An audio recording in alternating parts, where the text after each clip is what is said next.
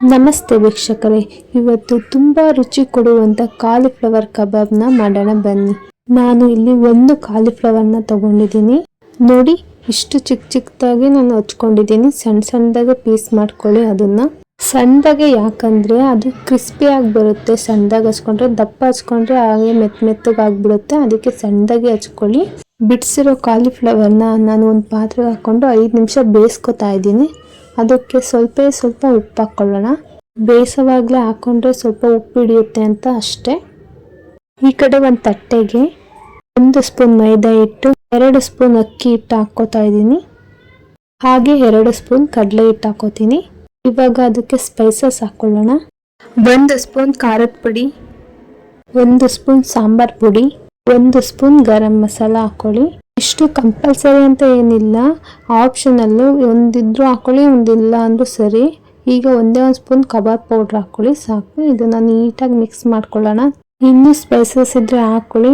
ಹಿಂಗೆ ಚಾಟ್ ಮಸಾಲ, ಮೆಣಸಿನ ಪುಡಿ ಎಲ್ಲ ಇದ್ರೆ ಹಾಕೋಬೋದು. ನಾನು ಹಾಕೊಂಡಿಲ್ಲ, ಇರೋ ಅಷ್ಟು ಹಾಕೊಂಡಿದ್ದೀನಿ ಅಷ್ಟೇ.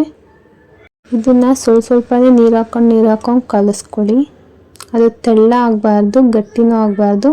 ಈ ಮೀಡಿಯಮ್ ಸೈಜಲ್ಲಿದ್ದರೆ ಸಾಕು. ನೋಡಿ, ನಾನು ಕಲಿಸ್ಕೊಂಡಿದ್ದೀರ ಅದಕ್ಕೆ ಕಳಿಸ್ಕೊಳ್ಳಿ, ಸಾಕು. ಹೂಕೋಸಿಗೆಲ್ಲ ಚೆನ್ನಾಗಿ ಖಾರ ಹತ್ತಬೇಕು, ಅದಕ್ಕೆ ಕಲಿಸ್ಕೊಂಡ್ರೆ ಸಾಕು. ಇಲ್ಲ ಕಾಲಿಫ್ಲವರ್ ಬೇಯ್ತಾ ಇದೆ. 5 ನಿಮಿಷ ಬೇಯಿಸಿದ್ರೆ ಸಾಕು, ಅದಾಲೆ ಬೆಂದೋಗಿರುತ್ತೆ. ಇವಾಗ ನಾವು ಕಲಿಸ್ಕೊಂಡಿರೋ ಮಸಾಲೆಗೆ ಕಾಲಿಫ್ಲವರ್ನ ಆ್ಯಡ್ ಮಾಡ್ಕೊಳ್ಳೋಣ. ಹೂಕೋಸನ್ನ ಚೆನ್ನಾಗಿ ಕಲಿಸ್ಕೋಬೇಕು ಮಸಾಲೆಯಲ್ಲಿ. ಹೆಂಗೆ ಕಲಿಸ್ಕೋಬೇಕು ಅಂದರೆ ಫುಲ್ಲು ಮಸಾಲೆ ಹಿಡಿದಿರ್ಬೇಕು ಕಾಲಿಫ್ಲವರ್ಗೆ. ನಾನು ಸ್ಪೂನಲ್ಲೇ ಮಿಕ್ಸ್ ಮಾಡ್ಕೊತಾ ಇದ್ದೀನಿ, ಯಾಕಂದರೆ ಸ್ವಲ್ಪ ಬಿಸಿ ಇದೆ. ಇದು ಬಿಸಿ ಆರೋ ತನಕ ಸ್ಪೂನಲ್ಲಿ ಕಲಿಸ್ಕೊತೀನಿ, ಆಮೇಲೆ ಕೈಯಲ್ಲೇ ಕಲಿಸ್ಕೊತೀನಿ. ಆದಷ್ಟು ಕೈಯಲ್ಲೇ ಕಲಿಸ್ಕೊಳ್ಳಿ. ಕೈಯಲ್ಲಿ ಕಲಿಸ್ಕೊಂಡ್ರೆ ಖಾರ ಚೆನ್ನಾಗಿ ಹಿಡಿಯುತ್ತೆ. ಈ ಥರ ಮನೆಯಲ್ಲಿ ಮಕ್ಕಳಿಗೆ ಇಲ್ಲ ದೊಡ್ಡವ್ರಿಗೆ ಯಾರಿಗಾರು ಮಾಡಿಕೊಟ್ರೆ ತುಂಬ ಖುಷಿ ಪಡ್ಕೊಂಡು ತಿಂತಾರೆ. ಕಬಾಬ್ ಥರನೇ ಟೇಸ್ಟ್ ಇರುತ್ತೆ.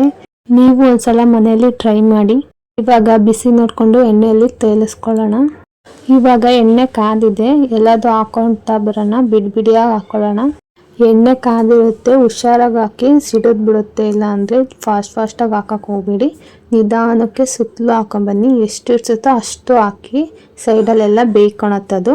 ಗ್ಯಾಸ್ನ ಮೀಡಿಯಂ ಫ್ಲೇಮ್ನಲ್ಲಿ ಇಟ್ಕೊಂಡು ಬೇಯಿಸ್ಕೊಳ್ಳಿ. ನಿಧಾನಕ್ಕೆ ಬೇಯಿಸ್ಕೊಳ್ಳಿ, ಗರಿಯಾಗಿ ಬರುತ್ತೆ.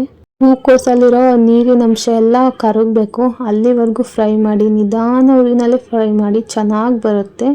ನೋಡಕ್ಕಂತೂ ಚಿಕನ್ ಕಬಾಬ್ ರೀತಿಲೇ ಇರುತ್ತೆ. ತೇಲಿಸ್ಬೇಕಾದ್ರೆ ಸ್ಮೆಲ್ ಅಂತೂ ಕಬಾಬ್ ಥರನೇ ಬರುತ್ತೆ. ನಾನ್ ವೆಜ್ ತಿನ್ನಲ್ವಲ್ಲ ಅಂಥವ್ರಿಗಂತೂ ಸೂಪರ್ ಆಗಿರೋ ರೆಸಿಪಿ ಇದು. ಮನೇಲಿ ಒಂದ್ಸಲ ಟ್ರೈ ಮಾಡಿ, ಪದೇ ಮಾಡ್ಕೊಂಡು ತಿಂತೀರ ನೀವು. ನೋಡಿ, ಎಷ್ಟು ಚೆನ್ನಾಗಿ ಕಾಣಿಸ್ತಾ ಇದೆ. ನೋಡ್ತಾ ಇದ್ದೇನೆ ಬಾಯಲ್ಲಿ ನೀರು ಬರ್ತಾ ಇದೆ. ಇದಕ್ಕೆ ಜಾಸ್ತಿ ಐಟಮ್ಮೇ ಹಾಕಿಲ್ಲ, ಮನೇಲಿರೋಂಥ ಪುಡಿಗಳನ್ನ ಹಾಕಿ ಮಾಡಿರೋದು. ತುಂಬ ಚೆನ್ನಾಗಿರುತ್ತೆ. ಇನ್ನೂ ಉಳಿದಿರುತ್ತಲ್ಲ, ಅದನ್ನು ಬೇಯಿಸ್ಕೊಂಡ್ಬಿಡೋಣ. ಇದು ಕೂಡ ಆಲ್ಮೋಸ್ಟ್ ಬೆಂದಿದೆ. ಇದನ್ನು ಸೈಡಿಗೆ ಎತ್ತಿಕೊಬಿಡೋಣ. ಇದನ್ನಂತೂ ನೀವು ಮನೆಯಲ್ಲಿ ಟ್ರೈ ಮಾಡಲೇಬೇಕಾದಂಥ ರೆಸಿಪಿ.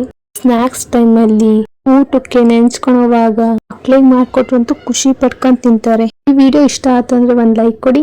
ಇದೇ ಥರ ರೆಸಿಪೀಸ್ ಬೇಕು ಅಂದರೆ ನನ್ನ ಚಾನಲ್ನ ಸಬ್ಸ್ಕ್ರೈಬ್ ಮಾಡ್ಕೊಳ್ಳಿ. Thank you.